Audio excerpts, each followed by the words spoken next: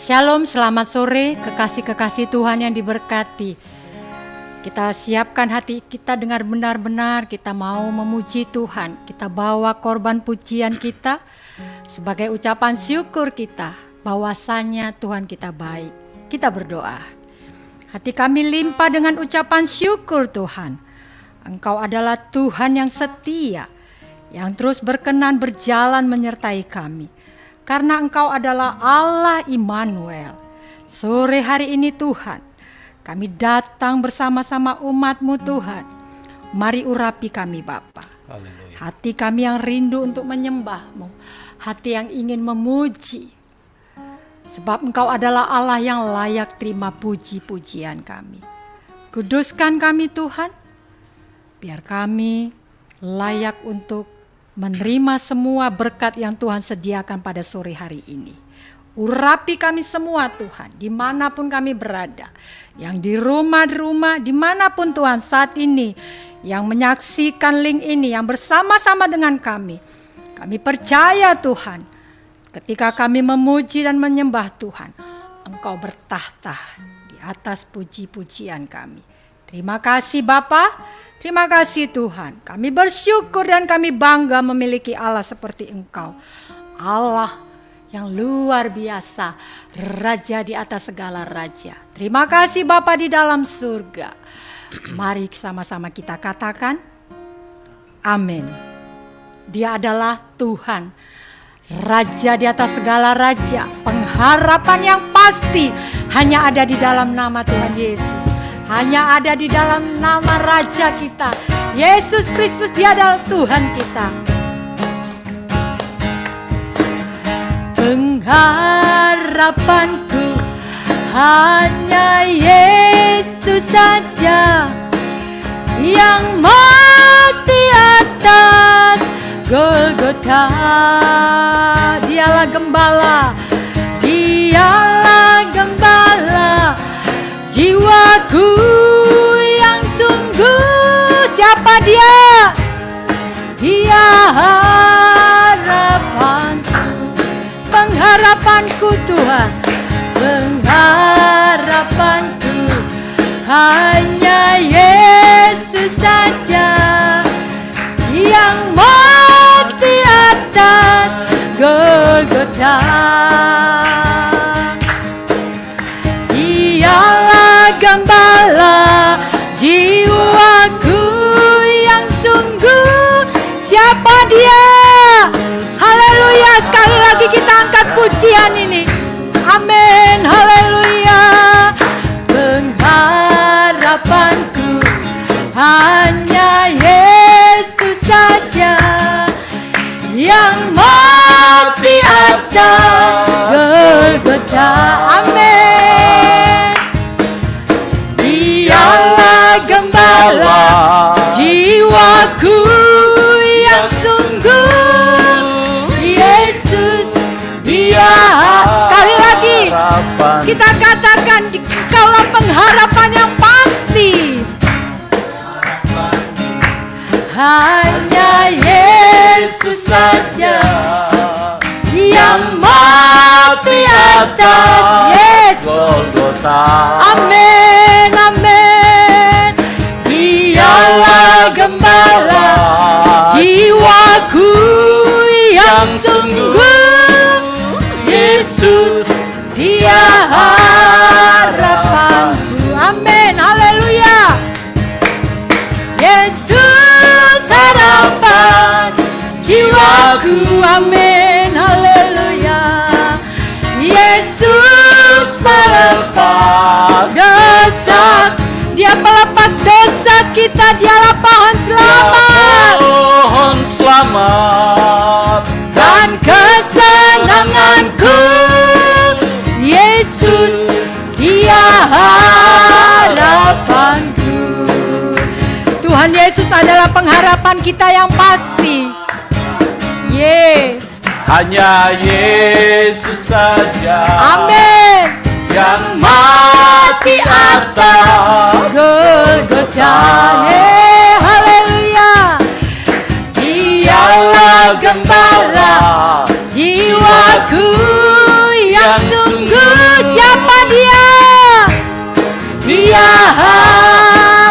harapanku. Yesus harapan jiwaku, amin, haleluya. Yesus pelepas dosaku, amin. Dia pohon selamat dan kesenanganku. Yesus, Dia harapanku. Yesus Tuhan, Yesus harapan jiwaku, amin, haleluya. Yesus pelepas dosaku, haleluya. Dia pohon selamat dan kesenanganku. Siapa Dia? Sekali lagi katakan, Yesus kaulah pengharapanku. Yesus harapan jiwaku, amin, haleluya, haleluya. Yesus, oh Dosaku, Dia pelepas dosa-dosa kita. Dia pohon selamat Dan kesenanganku, Yesus, Dia harapanku. Oh Tuhan Yesus, Yesus harapan jiwaku, amin, haleluya. Yesus pelepas dosaku, amin, haleluya. Dia pohon selamat dan kesenanganku. Yesus, Dia harapanku. Sekali lagi kita angkat pujian. Yeay. Amen. Yang mati atas, terima kasih Tuhan buat penebusan yang Kau telah berikan kepada kami. Terima kasih Tuhan, ya Allahku, Kaulah gembala kami. Yesus, Dia harapanku. Yesus harapan jiwaku, amin, haleluya. Yesus pelepas dosaku, amin. Dia pohon selamat dan kesenanganku. Yesus, Dia harapanku. Yesus, Dia harapanku. Oh, Yesus, Dia harapanku. Beri kemuliaan bagi Tuhan. Haleluya, haleluya. Kami bersyukur Tuhan. Kami bangga memiliki Allah seperti Engkau. Engkau adalah penebus segala dosa dan salah kami Tuhan. Engkau sucikan kami untuk kami layak untuk menyembah dan memuji-Mu. Terima kasih Bapa. Terima kasih Tuhan. Kau lihat setiap kami yang datang Tuhan. Jemaat-jemaat Tuhan, gereja-gereja-Mu Tuhan, yang memuji-Mu Tuhan. Kami percaya Tuhan, tidak ada satupun yang tidak dilawat Engkau Tuhan. Kami semua dilawat oleh lawatan Tuhan. Terima kasih Bapa. Terima kasih Tuhan. Haleluya.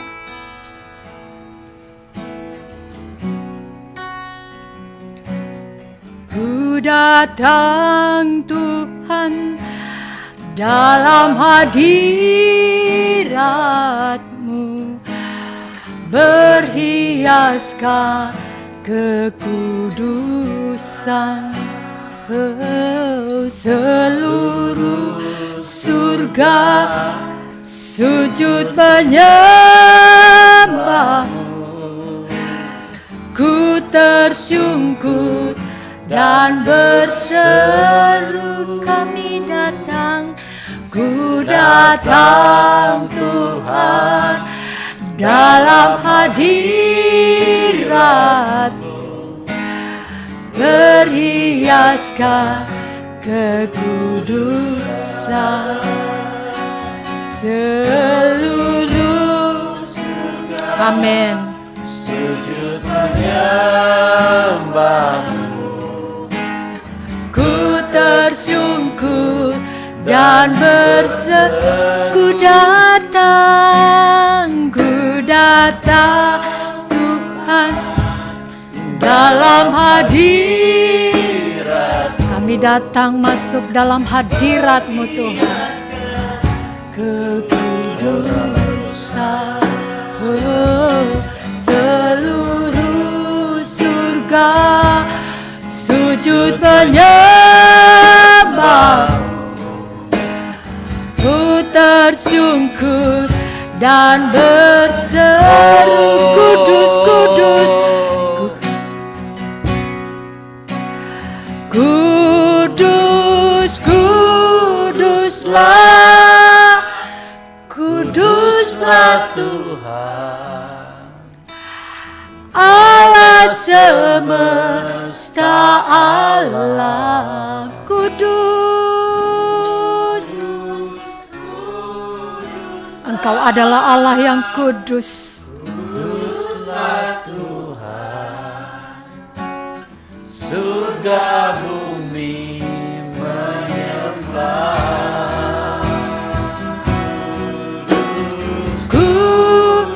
Kudus, kuduslah Kau Tuhan. Kuduslah Tuhan, Engkau adalah Allah yang kudus. Allah semesta. Kau layakkan kami datang di dalam hadirat-Mu Tuhan. Kuduslah, kuduslah Tuhan.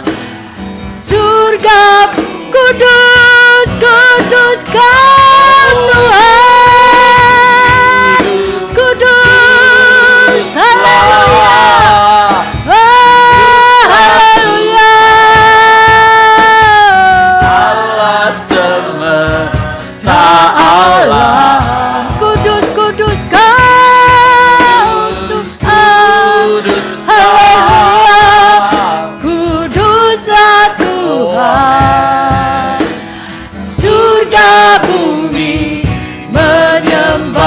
Kudus, kuduslah Kau Tuhan. Haleluya, haleluya. Kudus, kudus Kau Tuhan. Kudus, kudus Kau Tuhan. Kudus, kudus Kau Tuhan. Surga bumi menyembah. Kudus, kudus, kudus. Kudus, kuduslah. Kudus, kudus Kau Tuhan. Kuduslah Tuhan, Kami yang datang tersungkur di hadapan-Mu Tuhan. Ya Allah semesta alam. Kudus, kudus Kau Tuhan. Kuduslah Tuhan. Surga bumi menyembah. Kudus, kudus Kau Tuhan. Haleluya, haleluya. Allah semesta alam. kudus, Kuduslah, kuduslah Tuhan. Surga bumi menyembah-Mu Tuhan. Surga bumi menyembah-Mu Tuhan. Surga bumi menyembah-Mu. Haleluya. Oh kudus, kudus Kau Tuhan. Haleluya, haleluya. Beri kemuliaan bagi Tuhan. Sembah Dia, kita sembah. Kudus, kudus Kau Tuhan. Kudus, kudus, kudus nama-Mu. Allah yang kami tinggikan, Allah yang kami agungkan, Allah yang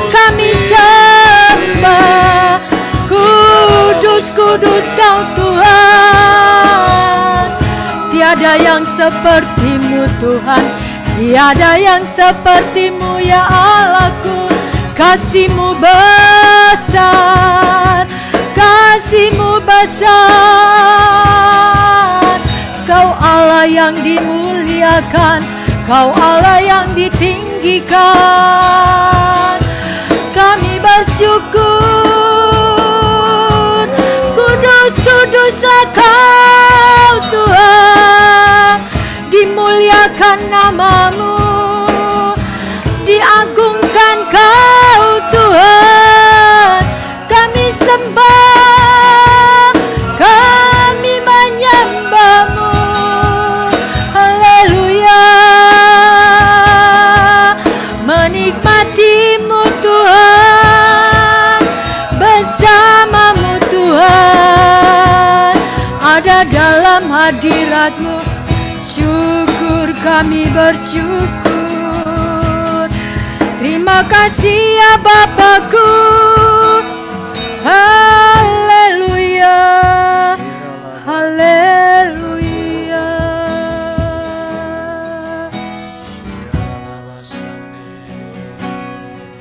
Sering ku tak mengerti jalan-jalan-Mu Tuhan, bagai di belantara yang gelap.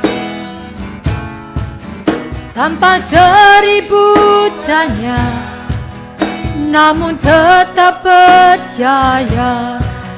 Jejak-Mu Tuhan sungguh sempurna. Jejak-Mu Tuhan bagi setiap kami begitu sempurna. Sering ku tak mengerti jalan-jalan, kami sering tidak mengerti jalan-jalan-Mu Tuhan. Darah yang gelap, tanpa seribu tanya, namun tetap ku percaya Tuhan. Jejak-Mu Tuhan sungguh sempurna.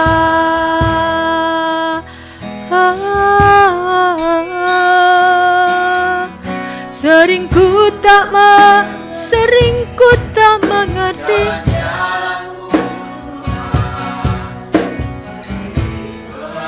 bagai di belantara yang kelam Tuhan, tapi aku tetap percaya. Tapi kami tetap percaya Tuhan, kami tidak perlu bertanya lagi kepadamu Tuhan. Kami percaya Tuhan. Haleluya. Ajar semua yang Kau ingini, agar hidupku puaskan hati-Mu.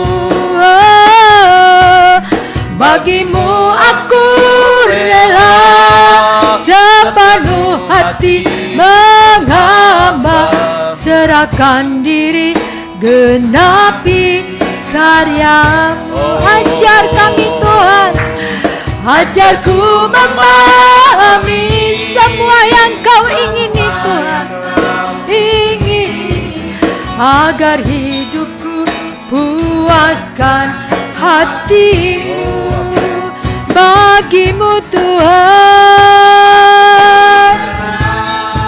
sepenuh hati menghamba, serahkan diri genapi karya-Mu. Ajar kami Tuhan, ajarlah kami untuk memahami Tuhan semua yang Kau inginkan Tuhan, agar kami hidup kami Tuhan memuaskan hati-Mu Tuhan. Bagimu aku rela sepenuh hati menghamba, serahkan diri genapi karya-Mu. Serahkan diri, serahkan diri genapi karya-Mu. Serahkan diri genapi karyamu.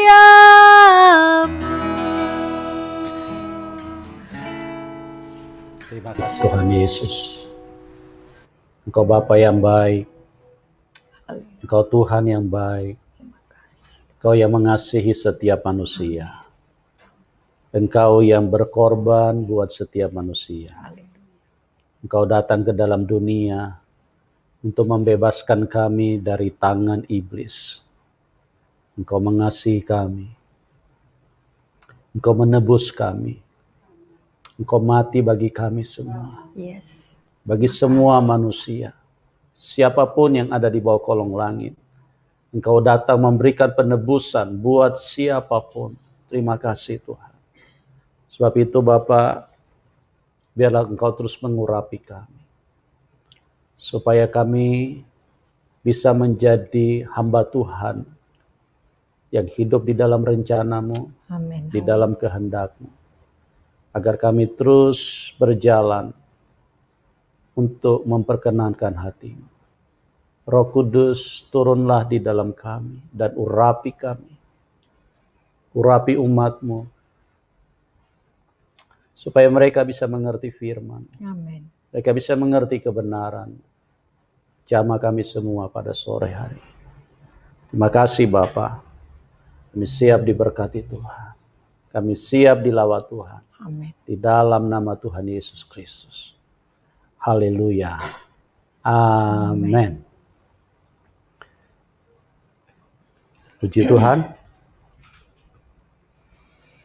Haleluya. Kita bersyukur kita bisa ketemu di dalam rencana Tuhan, di dalam kehendak Tuhan. Pada saat ini kita akan kembali mendengarkan apa yang menjadi kerinduan Tuhan di dalam hidup kita, supaya kita bisa menjadi dewasa di dalam roh. Karena Tuhan Yesus datang ke dalam dunia memperkenalkan sebuah kehidupan yang baru. Tuhan Yesus datang ke dalam dunia bukan hanya datang membawa berkat. Tuhan Yesus datang ke dalam dunia bukan hanya datang membawa kesembuhan. Tuhan Yesus datang ke dalam dunia bukan hanya datang membawa keselamatan. Tuhan Yesus datang ke dalam dunia bukan hanya memanggil manusia untuk datang kepada Tuhan. Tetapi setelah Tuhan mengerjakan semuanya itu, yang menjadi pondasi yang kita harus pahami bahwa Tuhan Yesus datang ke dalam dunia memperkenalkan sebuah pola hidup yang baru. Cara hidup yang baru. Yang berbeda dengan apa yang dimiliki oleh dunia. Salah satu cara hidup yang dimiliki oleh dunia adalah kawin mengawinkan, pesta pora, hidup berfoya-foya di dalam kedagingan. Nah, tentu hal-hal seperti ini suka atau tidak, setuju atau tidak, hal seperti ini harus kita tanggalkan. Harus kita tanggalkan. Kalau kita mau mengenakan sebuah konsep kehidupan yang diperkenalkan oleh Tuhan Yesus. Kehidupan apa itu? Itulah kehidupan roh. Kehidupan roh yang berbeda dengan kehidupan dunia ini. Kalau kehidupan dunia ini adalah kehidupan daging, kehidupan jasmani, kehidupan fisik. Sementara Tuhan memperkenalkan sebuah kehidupan roh. Oleh sebab itu, kenapa Tuhan Yesus tidak kawin? Karena Tuhan ingin memberi satu konsep yang baru. Nah, hal seperti ini mungkin gereja, kalau saya bicara seperti ini, mungkin Anda pasti terkaget-kaget. Loh, kami nggak pernah dengar selama ini, Pak. Ya, memang kita harus diperbaharui, makanya kita yang ada di dalam Tuhan Yesus harus diperbaharui. Harus dirubah dari yang lama, adonan yang lama, menjadi adonan yang baru. Dari kirbat yang lama, menjadi kirbat yang baru. Dari Israel jasmani, menjadi Israel yang rohani. Karena kalau Israel jasmani sampai saat ini ada di Timur Tengah, mereka tetap tidak percaya Tuhan Yesus. Karena mereka hidup secara daging. Israel rohani adalah gereja. Dan gereja adalah kehidupan roh. Makanya gereja selalu mengatakan kebaktian kebangunan roh. Bukan kebaktian kebangunan daging. Kalau kebaktian kebangunan daging, cari restoran. Cari rumah makan. Atau tempat-tempat sejenis seperti itu. Nah, kehidupan yang baru seperti ini harus dimiliki oleh gereja Tuhan. Kalau kita mau diubahkan segambar dengan Dia. Tanpa kita diubahkan menjadi segambar dengan Tuhan, kita tetap manusia lama. Sekalipun KTP kita Kristen, sekalipun di dalam gereja kita punya jabatan. Sekalipun di dalam gereja atau mungkin di atas organisasi kita adalah ketua. Itu tidak penting. Ya, tidak penting. Makanya saya suka sedih kalau jika ada orang-orang yang terlalu meninggikan organisasinya. Seolah-olah organisasinya itu adalah sesuatu yang tidak boleh disentuh. Sangat sakral sekali. Ya. Ini barisan-barisan agamawi. Tidak beda dengan orang-orang seberang. Organisasi apalah pentingnya? Organisasi itu hanya merupakan payung hukum. Dasar daripada administrasi negara. Bukan itu yang penting. Organisasi tidak mati buat Anda. Dengar baik-baik umat Tuhan. Organisasi di mana Anda bernaung, itu organisasi tidak mati buat Anda. Tidak berkorban buat Anda. Anda berkorban buat organisasi. Karena dirikan organisasi itu pakai biaya, pakai tenaga, pakai pikiran. Ya.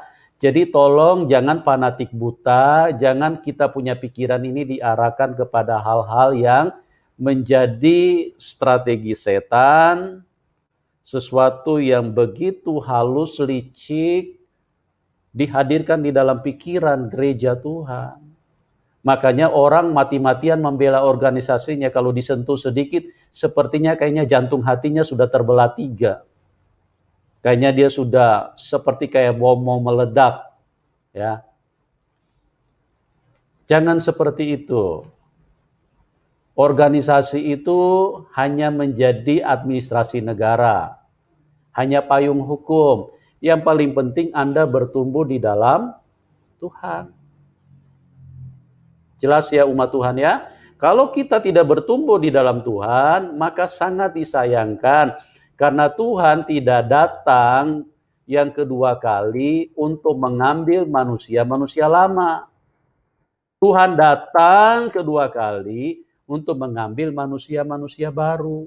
Manusia-manusia yang diubahkan menjadi serupa dengan Tuhan Yesus. Segambar dengan Tuhan Yesus. Sekali lagi nih saya kasih tahu. Kenapa Tuhan Yesus tidak kawin? Karena Tuhan Yesus hidup secara roh. Tetapi Tuhan juga tahu kebutuhan manusia, kebutuhan biologis. Makanya Tuhan bilang kawin itu tidak dosa.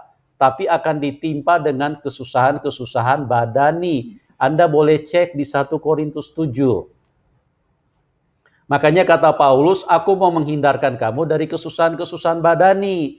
Itulah sebabnya Paulus juga mengambil contoh dan teladan seperti Tuhan Yesus. Dia juga tidak kawin. Halo? Kenapa?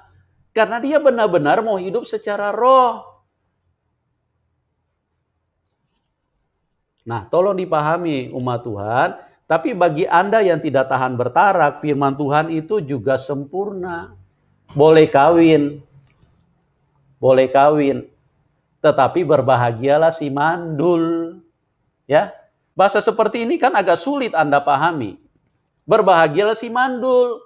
Yang berbahagia orang yang tidak punya anak. Nah, ini bahasa-bahasa seperti ini membuat Anda terkaget-kaget. Wih, firman apa ini? Pengajaran dari mana? Doktrin dari mana? Ini doktrin surgawi. Ini doktrin dari surga. Roh Kudus yang ajarkan. Kan firman Tuhan berkata, berbahagialah si mandul. Saya bisa memberi contoh kepada Anda. Siapa yang mandulkan si Sarah? Sejak awal waktu Tuhan memanggil orang percaya, Tuhan sudah memperkenalkan kehidupan secara roh, bukan secara daging. Nah, sampai ke sini saja gereja agak pusing 7 keliling ini kalau saya bicara sampai ke sini. Saya agak khawatir juga, tapi nggak apa-apa. Sampai kapan baru Anda mau mengerti? Ya, sampai kapan baru kita paham firman Tuhan? Kalau kita tidak dibicarakan dari sekarang. Sejak awal Tuhan sudah perkenalkan kepada Abraham. Tuhan yang mandulin si Sarah. Karena Tuhan mau supaya Abraham itu melahirkan anak roh, bukan anak daging. Seperti si Ismail, itu anak daging.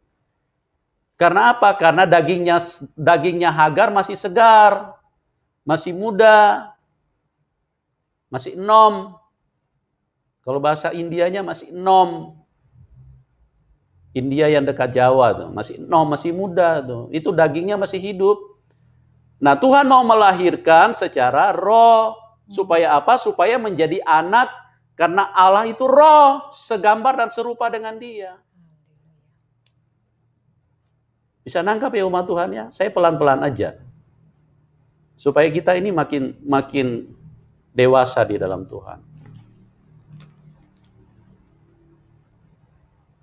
Jangan sampai ya kita ini mengaku orang Kristen, kita ini mengaku pelayan Tuhan, tapi yang kita adopsi semua cara duniawi.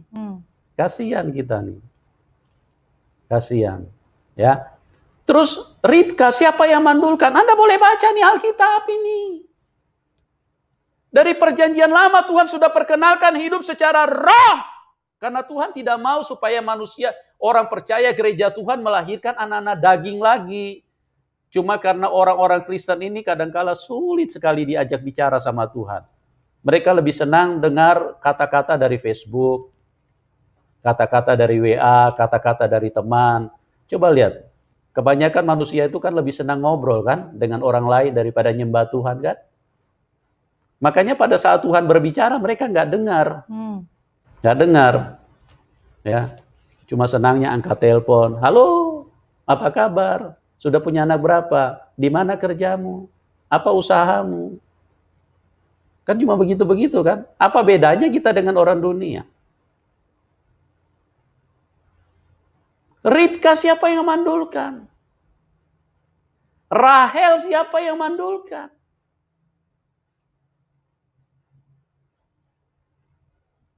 Siapa yang mandulkan? Karena Tuhan mau supaya di usia tua pada saat daging sudah mati, itulah baru melahirkan manusia roh. Nah, Hana siapa yang mandulkan? Tuhan mau Hana melahirkan manusia roh, bukan manusia daging. Simson siapa yang mandulkan mamanya? Tuhan. Firman Tuhan tidak pernah batal, berbahagialah si mandul. Gak tahu nangkap nggak ini gereja Tuhan? Ini memang agak keras ini kalau bicara seperti ini. Saya nggak tahu apakah Anda bisa mengikuti. Tapi yang penting saya sudah bebas utang kepada Tuhan. Saya harus bicara apa adanya. Bahwa kita dipanggil untuk diubahkan segambar dengan Tuhan. Yes. Diubahkan menjadi serupa dengan Tuhan. Kita hidup secara roh, bukan secara daging. Tuhan Yesus berkata, akulah jalan kebenaran dan Hidup. hidup. Tidak ada seorang pun yang bisa datang kepada Bapa kalau tidak melalui aku. Apa itu? Bukan hanya Anda percaya kepada Tuhan, tapi Anda harus lewati jalan yang dilalui oleh Tuhan. Itulah jalan kebenaran dan hidup. Tuhan Yesus hidup di dalam kebenaran. Nah, kalau hidup dalam kebenaran, hidup secara roh, bukan hidup secara daging. Bukan berarti kalau Anda sudah percaya Tuhan Yesus, Anda sudah hidup di dalam jalan kebenaran dan hidup. Belum tentu. Belum tentu. Banyak saya lihat orang Kristen, ya, bukan hanya menjadi orang Kristen, pelayan, tapi hidupnya secara daging. Nah, apakah engkau manusia roh? Roma 8 mengatakan, jika engkau hidup secara daging, engkau akan mati. Tapi kalau engkau hidup secara roh, engkau akan hidup. Nah, terlalu banyak kalau saya mau bicarakan tentang si mandul. Yang terakhir Yohanes Pembaptis, mandul juga kan? Si Elizabeth, siapa yang mandulin dia? Tuhan. Karena orang-orang pilihan Tuhan itu Tuhan tidak mau punya anak secara daging. Makanya pendeta-pendeta kadang-kadang saya lihat ada teman yang tidak punya anak, mereka datang kepada saya, Pak tolong dong doakan supaya saya punya anak. Saya bilang Anda itu justru berbahagia, Anda ini tidak paham firman. Anda itu berbahagia kalau Anda tidak punya anak. Karena firman Tuhan yang bilang berbahagialah si mandul. Supaya kita hidup secara roh. Mungkin ada yang bertanya, gimana dong Pak?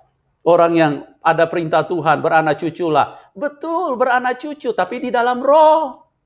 Anda harus punya anak-anak roh. Amin. Bukan anak-anak daging yang Anda lahirkan. Pemahaman seperti ini pun juga baru Tuhan bukakan kepada saya tahun 2006. Dulu saya nggak ngerti. Kalau saya ngerti, dulu saya juga nggak punya anak. Saya ikut KB, saudaraku. Nanti tahun 2006 baru saya ngerti. Waktu saya terjun pelayanan, begitu membangun hubungan, begitu intim dengan Tuhan. Setiap hari saya nyembah Tuhan paling kurang 5 jam. Saya baca Alkitab bisa berjam-jam. Di situ baru Tuhan mulai ajarkan kepada saya. Begini nak, begini nak, begini nak. Baru saya ngerti. Oh iya Tuhan. Itulah kehidupan yang diperkenalkan Tuhan. Makanya Tuhan berkata, akulah jalan kebenaran dan hidup. Tidak ada seorang pun yang datang kepada Bapa kalau tidak melalui aku. Maksudnya melalui Tuhan Yesus, maksudnya jalan yang dilewati Tuhan itu loh yang diikuti. Itu loh yang diikuti.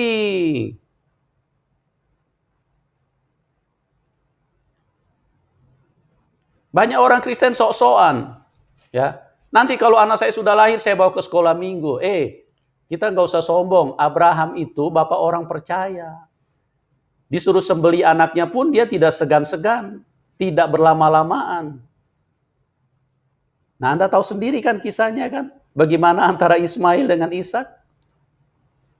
Ismail ada di mana saat ini? Abraham begitu bersedih. Sampai Abraham coba menawarkan kepada Tuhan, sekiranya Ismail diperkenankan hidup di hadapanmu. Tapi Tuhan berkata apa? Bukan Ismail. Itu anak daging. Ishak itu yang aku mau dipersembahkan. Karena Tuhan tidak mau menerima persembahan secara daging, tapi secara roh. Ya, saya berdoa supaya firman ini pelan-pelan bisa nembus di dalam roh Anda.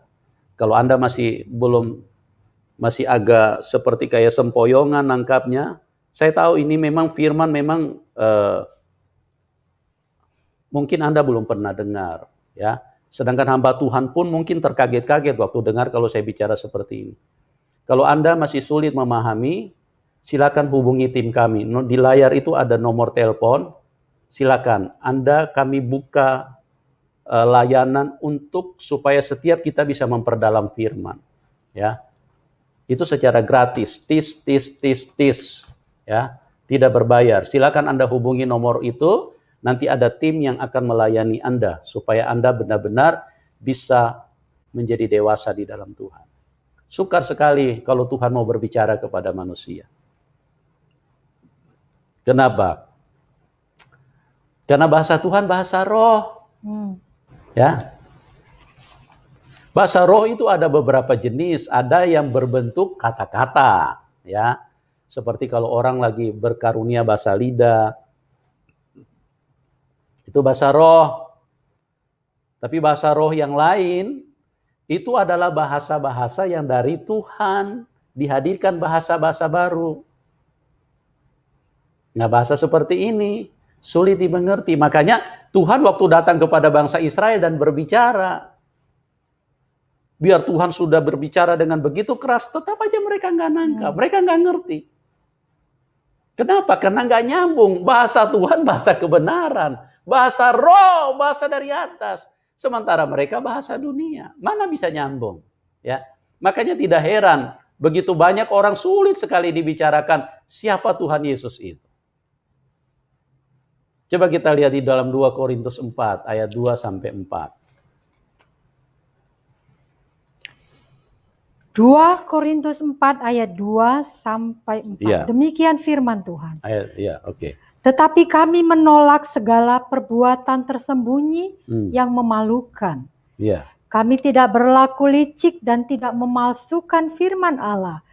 Sebaliknya kami menyatakan kebenaran dan dengan demikian kami menyerahkan diri kami untuk dipertimbangkan oleh semua orang di hadapan Allah. Yes.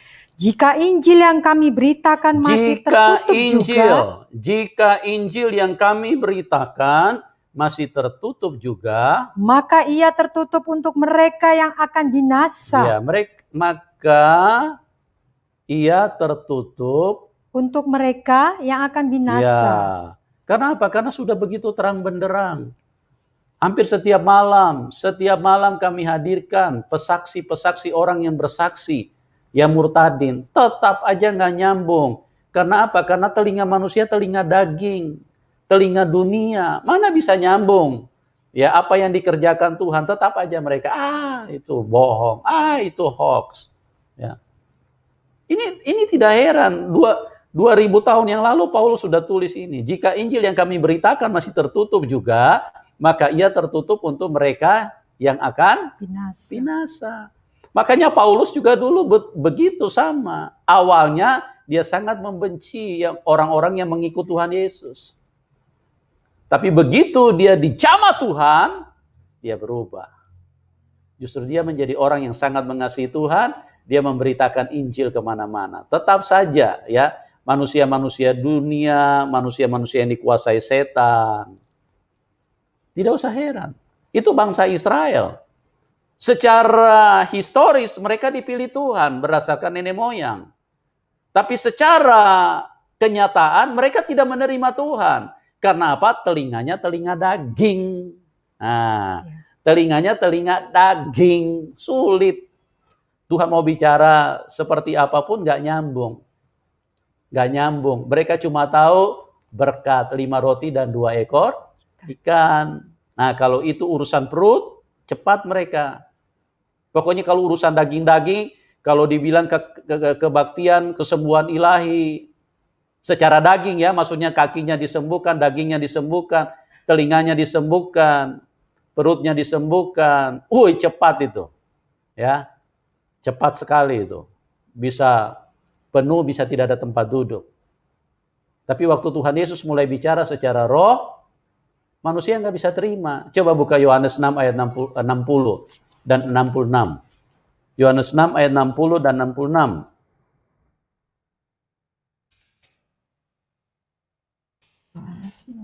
Ya, Yohanes 6 ayat 60 dan 66. Demikian firman Tuhan. Sesudah mendengar semuanya itu, banyak dari murid-murid Tuhan Yesus yang berkata, perkataan ini keras, siapakah yang sanggup mendengarkannya? Iya, perkataan ini keras, siapa yang sanggup mendengarkan? Ya, waktu Tuhan lagi memecahkan 5 roti dan 2 ekor ikan, mereka kejar terus Tuhan Yesus. Sampai Tuhan Yesus tidak bisa bergerak. Mereka kejar terus, mereka cari terus karena mereka butuh perut, daging. Perut ini kan untuk mengolah daging supaya dagingmu bertahan terus.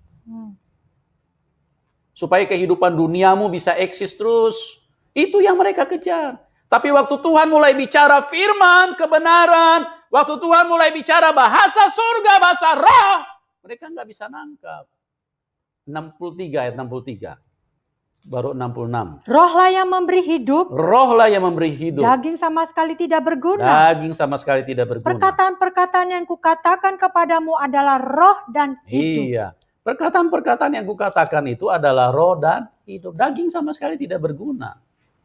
Tapi yang mereka kejar adalah 5 roti dan 2 ekor ikan. Ayat 66 coba lihat. Mulai dari waktu itu banyak murid-murid mengundurkan diri dan tidak lagi mengikuti. Ini kalau sudah mulai bicara firman, bicara roh, bahasa roh, ini manusia-manusia daging ini pasti sudah mulai tidak tahan. Mulai gelisah mereka. Mereka mulai meninggalkan. Mereka meninggalkan Tuhan dan tidak lagi mengikut Dia. Tapi kalau Tuhan Yesus lagi buat 5 roti dan 2 ekor ikan, pokoknya mau di timur kek, mau di utara, dari barat dia datang. Kalau perlu dia jalan kaki, yang penting dagingnya dipulihkan. Biar dia dari selatan, asal bilang Tuhan Yesus ada di utara dan lagi melakukan 5 roti dan 2 ekor ikan, pokoknya hajar ble, sikat terus, ya. Yang penting dagingnya eksis. Ini kan yang dikejar manusia terus. Makanya coba lihat manusia kalau cari duit. Sampai lupa waktu. Lupa istri, lupa anak. Yang paling mengenaskan lupa Tuhan. Ya, lupa tidur, lupa makan. Karena apa? Karena kalau ini banyak kan dagingnya terpelihara dengan baik. Mari bertobat dan jadilah manusia roh. Kalau Anda datang ke gereja karena Anda ingin supaya diberkati inimu, saya sarankan Anda nggak usah ke gereja. Ya. Tapi Pak, apakah nggak boleh? Itu nggak usah kita minta. Itu secara otomatis menjadi milik kita. Tuhan itu tahu memperlengkapi anak-anaknya. Tuhan tahu memperlengkapi anak-anaknya. Nah, waktu Tuhan mulai bicara tentang roh, ayat 66, mulai dari waktu itu, banyak murid-muridnya mengundurkan diri dan tidak lagi mengikut Dia. Oke? Ya, saudaraku. Oke, kita secara perlahan-lahan saya mulai arahkan Anda ke sana ya. Kita sekarang ke satu tema di Lukas 18 ayat 1 sampai 8. Coba kita perhatikan ayat ini.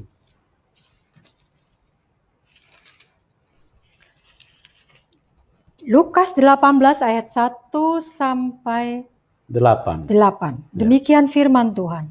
Tuhan Yesus mengatakan suatu perumpamaan kepada mereka untuk menegaskan bahwa mereka harus selalu berdoa dengan tidak jemu-jemu. Katanya, dalam sebuah kota ada seorang hakim yang tidak takut akan Allah. Dan tidak menghormati seorang pun. Dan di kota itu ada seorang janda yang selalu datang kepada hakim itu dan berkata, belalah aku terhadap lawanku. Beberapa waktu lamanya hakim itu menolak, tetapi kemudian ia berkata dalam hatinya, walaupun aku tidak takut akan Allah dan tidak menghormati seorang pun, namun karena janda ini menyusahkan aku, baiklah, aku membenarkan dia, supaya jangan terus saja ia datang dan akhirnya menyerang aku. Kata Tuhan, camkanlah apa yang dikatakan hakim yang lalim itu. Tidakkah Allah akan membenarkan orang-orang pilihannya yang siang malam berseru kepadanya? Dan adakah ia mengulur-ulur waktu sebelum menolong mereka?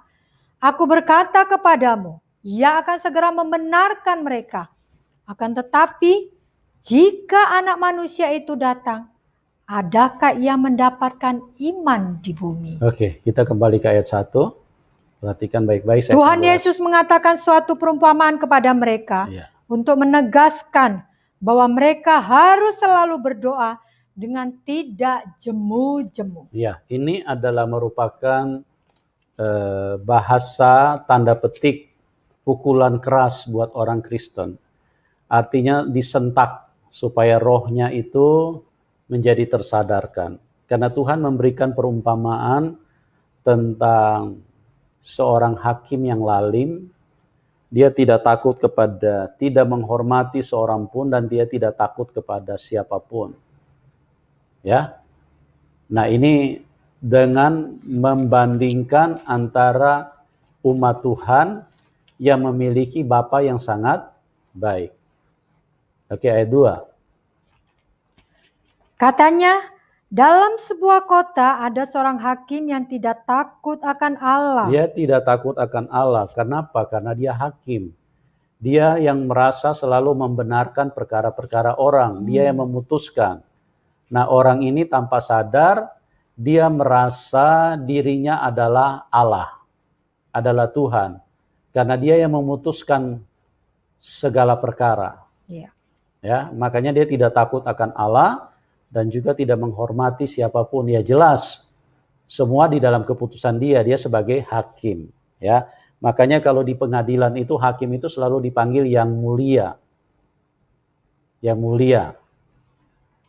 Oke, kita terus ayat yang ke-3. Dan di kota itu ada seorang janda yang selalu datang kepada hakim itu. Di kota itu ada seorang janda yang selalu datang kepada hakim itu. Belalah aku terhadap lawanku. Nah, terus ayat 4. Beberapa waktu lamanya hakim itu menolak. Iya, jelaslah hakim menolak. Wong janda, nggak punya suami, apalagi dompetnya pasti tipis. Mungkin kosong itu dompetnya. Ya buat apa? Namanya hakim itu kan, ini kan yang dicari kan. Nah, ya namanya janda, ngapain dibela? Tapi Tuhan memberikan sebuah ilustrasi yang sangat kuat di dalam hidup kekristenan kita. Sebagai anak-anak Tuhan. Ya. Kita ulang ayat 4. Beberapa waktu lamanya hakim itu menolak. Hakim itu menolak. Tetapi kemudian ia berkata dalam hatinya, Ya. walaupun aku tidak takut akan Allah dan tidak menghormati seorang pun, namun karena janda ini menyusahkan aku. Perhatikan baik-baik ini. Ya. Janda ini Menyusahkan aku. Terus? Baiklah aku membenarkan dia. Terus kalimat kata-kata selanjutnya perhatikan ini. Supaya jangan terus saja ia datang dan akhirnya menyerang aku. Supaya jangan terus saja ia datang. Hakim baru bangun pagi, janda sudah di depan pagar. Ya, hakim pulang kantor, janda sudah tunggu di depan rumah. Belum masuk rumah, mukanya janda sudah kelihatan di depan pagar. Ya, hakim pergi ke kantor, janda ikut ke kantor. Hakim lagi memutuskan perkara, janda ikut di situ dan mungkin pakai air mata. Nah, akhirnya apa yang terjadi? Hakim merasa terganggu, ya. Merasa terganggu. Nah, kita perhatikan baik-baik. Terus, supaya apa? Supaya jangan terus saja ia datang dan akhirnya menyerang aku. Iya, supaya jangan terus saja ia datang dan menyerang aku. Nah, perhatikan baik-baik orang Kristen. Ya, orang-orang Kristen ini perhatikan baik-baik ini. Ayat 6. Kata Tuhan, camkanlah apa yang dikatakan hakim yang lalim itu. Camkanlah apa yang dikatakan oleh hakim yang lalim itu. Camkan. Ya. Kata-katanya itu di ayat yang ke-5. Menyusahkan. Coba. Namun karena janda ini menyusahkan aku. Menyusahkan. Ya. Hakim bangun pagi belum gosok gigi, janda sudah ketok-ketok pintu, ketok-ketok pagar. Ya. Hakim punya dalam hati mau gosok gigi saja, dengar bunyi-bunyi begitu. Pasti hakim terganggu. Nah, si hakim lagi sarapan pagi, lagi menikmati kue kesenangan, janda di depan-depan teriak-teriak. Pak Hakim, tolong aku. Pak Hakim, tolong aku. Pak Hakim, tolong aku. Ya, hakim selesai sarapan, siap-siap mau ke kantor, janda masih terus. Ya. Begitu hakim keluar pagar, keluar pintu, si janda sudah di depan. Janda berteriak-teriak dan sambil menangis, sambil memohon-mohon. Bagaimanapun hakim pasti terganggu. Hakim pergi ke kantor, janda ikut juga ke kantor. Hakim lagi memutuskan perkara, janda juga ada di ruangan situ. Dan kemudian dia berkata terus, belalah aku, belalah perkaraku. Nah, ini perhatikan baik-baik umat Tuhan. Ini perbandingan yang sangat terbalik antara langit dan bumi. Orang Kristen punya Allah yang baik, punya Bapa yang baik. Sementara si janda, si widow, ya, si orang yang dompet tipis, bahkan mungkin dompetnya kosong, si janda nih tidak punya suami, tidak punya apapun. Datang kepada hakim yang lalim. Hakim yang lalim, yang tidak menghormati siapapun, tidak takut akan Allah. Coba perhatikan, orang Kristen punya Tuhan, punya Bapa yang baik. Sementara janda punya hakim yang lalim, yang tidak takut akan Tuhan, dan tidak menghormati siapapun. Tapi perhatikan baik-baik. Upaya yang dilakukan oleh janda itu membuat hakim bertekuk lutut. Camkan baik-baik apa yang dikatakan hakim yang lalim itu. Ayat yang kelima bagian B. Tolong dibaca ulang. Supaya jangan terus saja ia datang dan Supaya akhirnya jangan menyerang terus aku. saja ia datang dan akhirnya menyerang aku. Hakim yang lalim tidak takut akan Tuhan. Hakim yang lalim tidak menghormati seorang pun. Bisa ditaklukkan oleh si janda, orang yang tidak berdaya, orang yang status sosialnya sangat rendah, orang yang tidak punya apapun. Bisa menaklukkan hakim.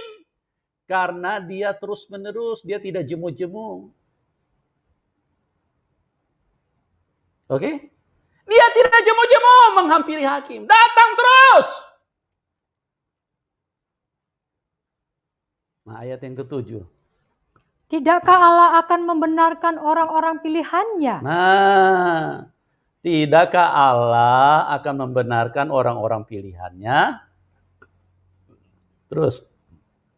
Yang siang malam berseru kepadanya. Yang siang malam berseru kepadanya. Dan adakah ia mengulur-ulur waktu sebelum menolong mereka? Dan adakah ia mengulur-ulur waktu? Gereja Tuhan, buka nih pikiran kita nih. Hakim bersama janda. Tuhan bersama anaknya. Menangan mana kira-kira nih? Ya. Di dalam membela perkara, di dalam membenarkan, di dalam menolong, di dalam segala macam, di dalam perbuatan kasih, kira-kira mana yang menang di sini? Nah, inilah yang Tuhan ingin memberikan satu masukan kepada gereja Tuhan. Tuhan seringkali karena begitu sulit berbicara kepada gereja, kepada orang Kristen, kepada umat Tuhan. Akhirnya apa? Akhirnya Tuhan harus pakai perumpamaan, ilustrasi, supaya untuk membuka pikiran kita. Oh iya ya, ini malu sekali dong orang Kristen. Orang Kristen dengan Bapa yang baik, dengan Tuhan yang baik. Hakim dengan janda yang tidak punya uang. Coba. Sedangkan janda ini bisa dibenarkan. Hakim ini bisa ditaklukkan. Masa Tuhan mengulur-ngulur waktu untuk menolong anaknya? Adakah Tuhan mengulur-ngulur waktu? Saudaraku, dia Bapa yang baik. Dia Bapa yang baik. Kalau Tuhan belum mengadakan seperti yang apa Anda mau, karena Tuhan sedang membuat supaya imanmu menjadi sama dengan Abraham. Tuhan sedang membuat imanmu benar-benar menjadi iman yang layak di mata Tuhan. Karena yang Tuhan cari adalah orang-orang yang percaya kepada Dia. Makanya Tuhan Yesus seringkali waktu murid-muridnya ketakutan, Tuhan Yesus selalu berkata apa? Di mana imanmu? Di mana imanmu? Kenapa kamu tidak percaya? Kenapa? Karena manusia dari awal, dari Taman Eden, Manusia kan tidak percaya Tuhan, manusia lebih percaya setan. Hmm. Ular bisik-bisik sama mereka, kasih berita hoax, manusia kan lebih percaya. Makanya kan gampang sekali manusia mendengarkan bahasa setan. Bahasanya iblis daripada bahasanya Tuhan. Kalau setan datang bisik-bisik, padahal setan begitu jahat, mau membunuh mereka, mereka percaya sama setan. Tuhan datang mengasihi, mau menyelamatkan mereka, mereka nggak percaya. Itu bukan Tuhan. Masa Tuhan lahir dari rahim manusia? Masa Tuhan digantung dan mati di kayu? Bukan Tuhan yang seperti itu. Mereka lebih percaya, itu bisikan setan itu. Setan lagi bicara pelan-pelan, halus-halus setan bicara di telingamu. Masa ada Tuhan digantung di kayu salib? Masa ada Tuhan mati? Masa Tuhan seperti itu? Setan bicara dan Anda percaya. Anda adalah milik setan. Ya. Ayat 7 coba. Tidakkah Allah akan membenarkan orang-orang pilihannya yang siang malam berseru kepadanya? Dan adakah ia mengulur-ulur waktu sebelum menolong mereka? Iya. Dan adakah ia mengulur-ulur waktu sebelum menolong mereka? Tuhan itu tidak akan berlama-lamaan. Tuhan itu tidak akan menahan berkat di dalam hidup Anda. Tuhan itu hanya ingin supaya di dalam dirimu bisa ditemukan iman. Itulah sebabnya kelihatannya menurut manusia sepertinya kayaknya Tuhan lama. Padahal Tuhan itu ingin melihat ada iman. Karena bukankah engkau dikatakan orang percaya, orang beriman? Apanya yang namanya iman? Kalau Anda sedikit-sedikit protes sama Tuhan. Apa yang namanya iman? Ya. Kalau Anda tidak percaya kepada Tuhan. Mana yang namanya iman? Bukankah Anda dikatakan, bukankah orang Kristen dikatakan orang beriman? Bukankah orang Kristen dikatakan orang percaya? Bukankah kita dikatakan Abraham adalah bapa orang percaya dan kita adalah anak cucu orang percaya, anak cucu iman, anak cucu daripada Abraham?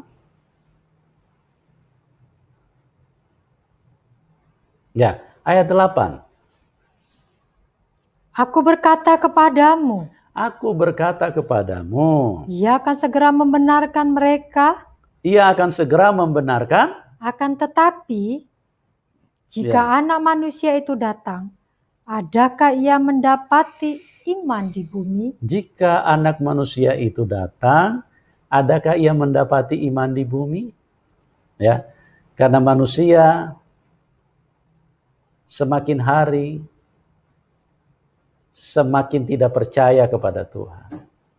Karena apa? Karena mereka tidak mau Tuhan memproses hidupnya supaya imannya itu terbentuk di dalam dirinya.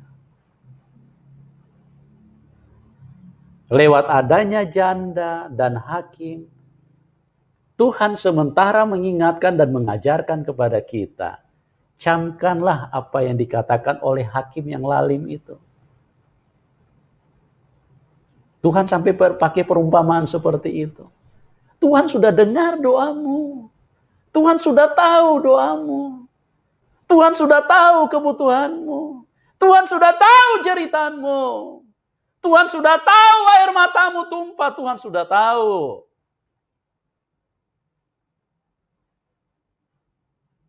Tapi kalau Tuhan bilang besok baru ada, itu berarti imanmu harus muncul. Makanya Tuhan bertanya dalam ayat 8, aku berkata kepadamu, ia akan segera membenarkan mereka. Dia segera kok. Cuman yang menjadi pertanyaan, akan tetapi jika anak manusia, jika Tuhan Yesus itu datang dan menjumpai dirimu saat ini, masih adakah iman di hatimu? Masih percayakah engkau sama Dia? Ya. Tuhan tahu Anda lagi kena corona. Tuhan tahu itu. Tuhan tahu. Anda pikir Tuhan tidak tahu apa Tuhan sudah pura-pura tidak dengar sama Anda? Tuhan tahu. Tuhan tahu. Ekonomimu lagi susah, Tuhan tahu. Makanya munculkan imanmu. Datang terus kepada Tuhan. Camkanlah apa yang dikatakan oleh hakim yang lalim itu. Tidakkah ia akan segera membenarkan mereka? Sedangkan hakim yang lalim tidak takut akan Allah, tidak menghormati seorang perempuan bisa ditaklukkan oleh seorang janda. Apalagi Anda punya Bapa yang baik. Masa dia akan berlama-lamaan menolong hidupmu? Halo?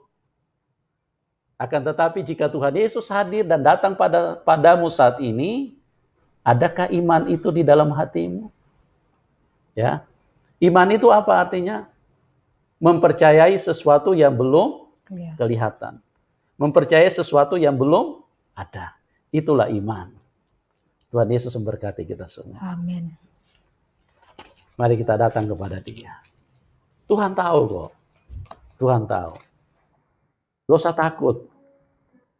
Gak usah ragu. Hakim yang jahat saja bisa ditaklukkan kok. Dengan seorang janda yang tidak berdaya.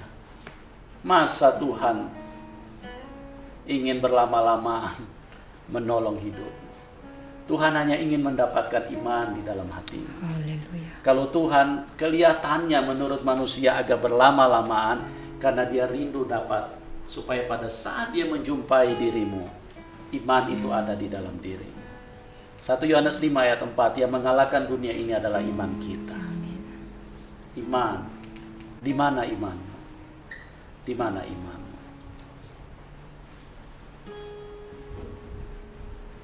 Di mana iman?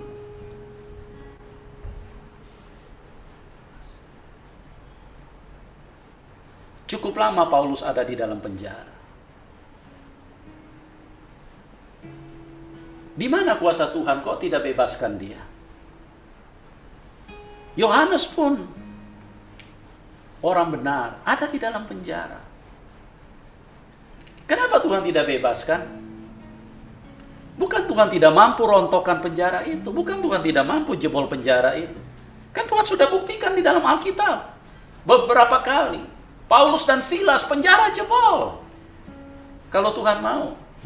Tapi kalau Tuhan tidak jebol itu karena Tuhan lagi ingin lihat imanmu. Tuhan ingin lihat imanmu. Adakah iman itu di dalam hatimu? Bukankah engkau dikatakan orang beriman? Apanya yang beriman? Orang yang percaya kepada Tuhan. Orang yang yakin kepada Dia.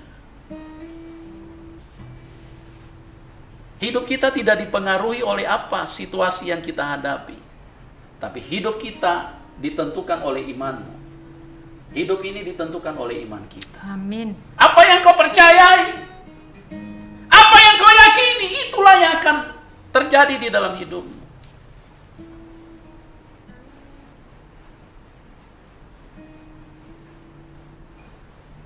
Situasi yang ada di sekitar kita jangan mempengaruhi hidup kita. Tapi biarlah imanmu. Karena engkau percaya kepada Dia, biarlah itu yang mempengaruhi hidupmu. Terima kasih Tuhan. Terima kasih Tuhan Yesus. Terima kasih. Pujian dan syukurku.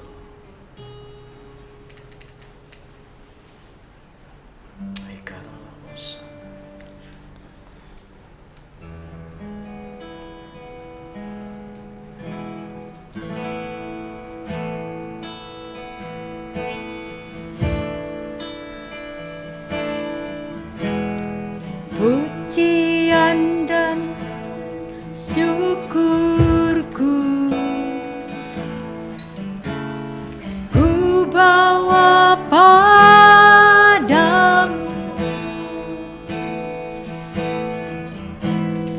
dengan rendah hati ku persembahkan.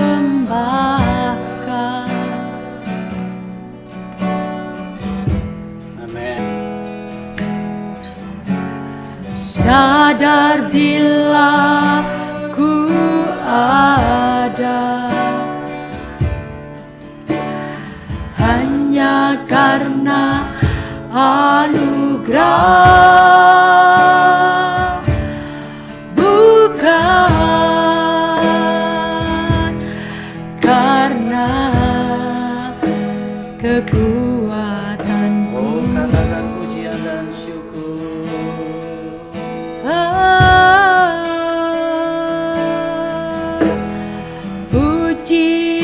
rendah syukurku, Amin. ku bawa padamu dengan rendah hati, ku persembahkan. Yes, Tuhan.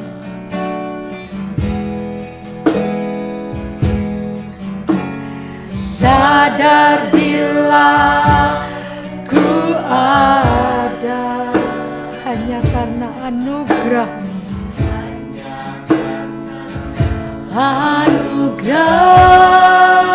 anugerah, bukan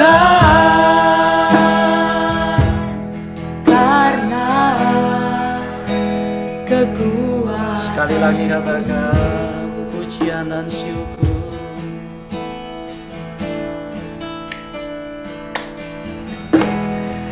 Pujian dan syukurku, ku bawa padamu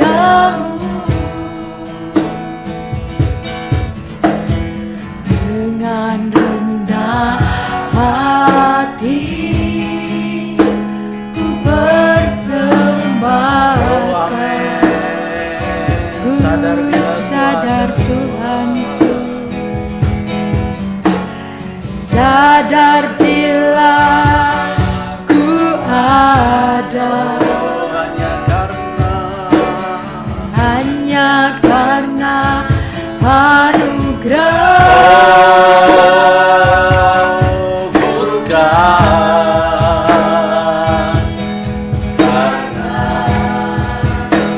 kekuatan. sekali lagi katakan dengan sungguh-sungguh. Mari angkat tanganmu yang di rumah, kita sembah Dia. Pujian dan syukurku, ku bawa padamu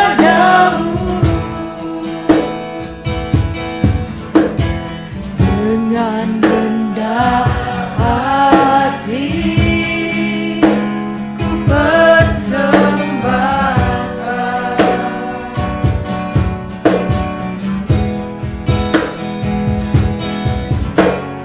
Sadar kami sadar Tuhan,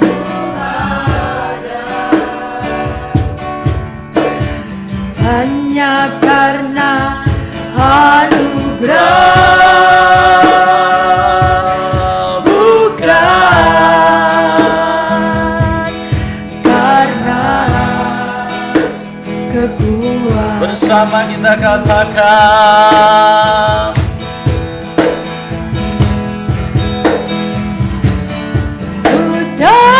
Dalam hidupku adalah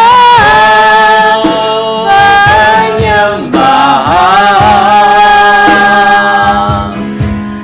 Kau ciptakanku dalam kemuliaan-Mu. Ku tahu hidupku berharga.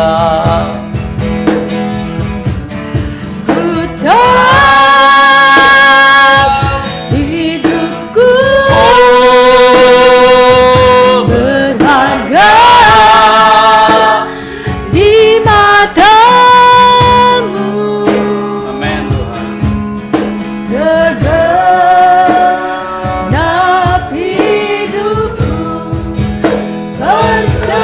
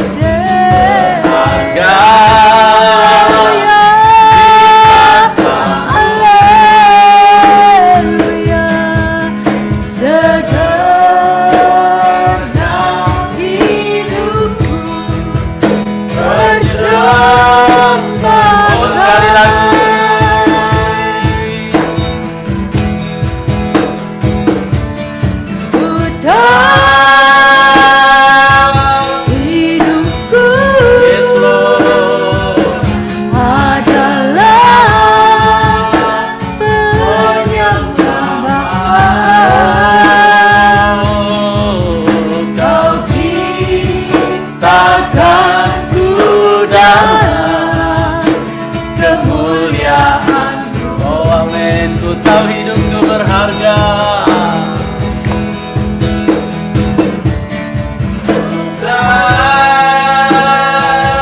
Hidupku berharga di mata-Mu.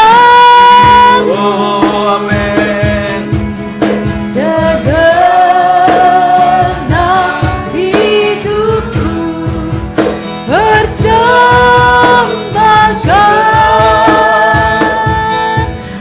Segenap Oh hidup, segenap. segenap hidup, Segenap hidupku segenap hidupku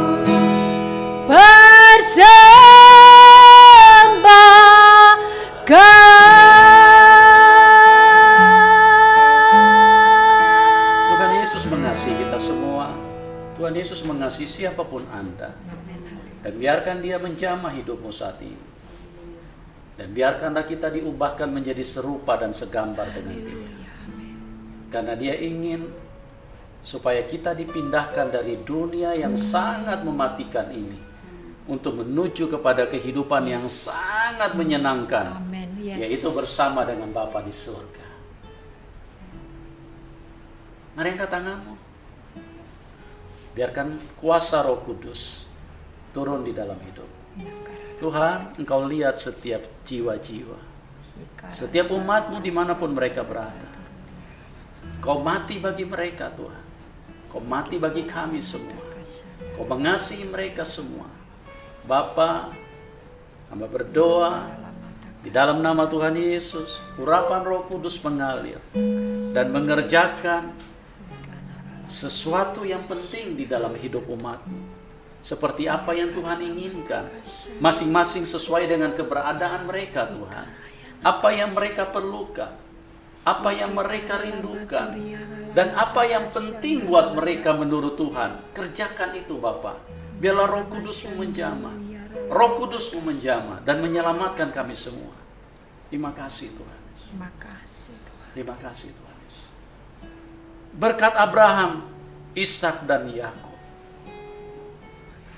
berkat kehidupan yang ada di dalam Tuhan Yesus Kristus, turun dan tercurah buat kita semua dengan berlimpah-limpah, semakin berlimpah-limpah, sampai kita menuju kemuliaan bersama dengan Bapa kita, memerintah bersama dengan Dia.